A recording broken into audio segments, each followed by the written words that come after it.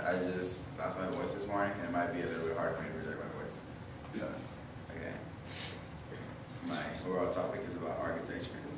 And I want you to just take a look around you, take a look at these walls, the people around you, where you're sitting. If you paid attention, a lot of things play a part in your learning and your academic environment. How many of y'all necessarily feel comfortable where you are, or necessarily mentally at ease? There's times when I walk into a building and I just feel distracted by its vastness and just its white walls. And you can see many places in Chicopen have this, as in the tech room there you walk in. And well, lately I've been paying attention to its structure and all of the buildings here, and this all started coming to mind. I sit in study hall where I find myself sometimes distracted by what other people were doing. I was almost unable to work because I would follow along with what other people do. And this really comes to show how architecture is directly linked to our learning and our effectiveness at working also. I find that students need a place where their minds are at ease and where they're completely comfortable, because the truth is some of us students don't like necessarily sitting up for 2 hours straight and doing our work. Many of us might like laying down or necessarily being comfortable. Basically, a part where your body is comfortable, some way that your body might be comfortable. Like I said earlier, when I was in study hall, I find myself distracted because we're in a big white room. How many of y'all don't wander off and necessarily got me paying attention to your teacher, and all of a sudden your eyes just start wandering from wall to wall, wondering what the person next to you might be doing. You might have your textbook in front of you, but even still you're distracted by this monotonous white color and big vast room.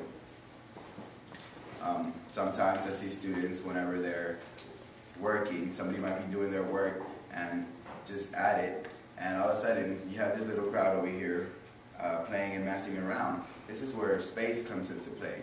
Whenever you have something so huge and you have all these kids and so they get distracted with all this space, you see it's almost like a little child saying, oh wow, look at all this room, I want to do flips and wrestle and everything, you know? It's almost like a playground for them. And all of a sudden, it's all contagious. All this playing and messing around, it comes to be contagious to other students, and it doesn't allow everybody to work and be as effective as they possibly can. Also, another thing that happens whenever we're inside this big room, and say even in the library, when we're so enclosed in this small little cubicle, you might be working for quite a while, and all of a sudden all you hear is the silence and the roaring of the AC. How many of us have fallen asleep once or twice while we're doing that? Because it is that we do come tired. We do come tired from playing sports and everything like that. What I found most effective for us students to necessarily learn and do our work is a place where we might be comfortable, where we're comfortable, not only mentally, because whether you like it or not, sometimes architecture really does play a big part, because you look around, you pay attention. Not necessarily architecture to the point where you're distracted by your classroom and its colors around it, but a place where you can be just comfortable, you know, ease and physically.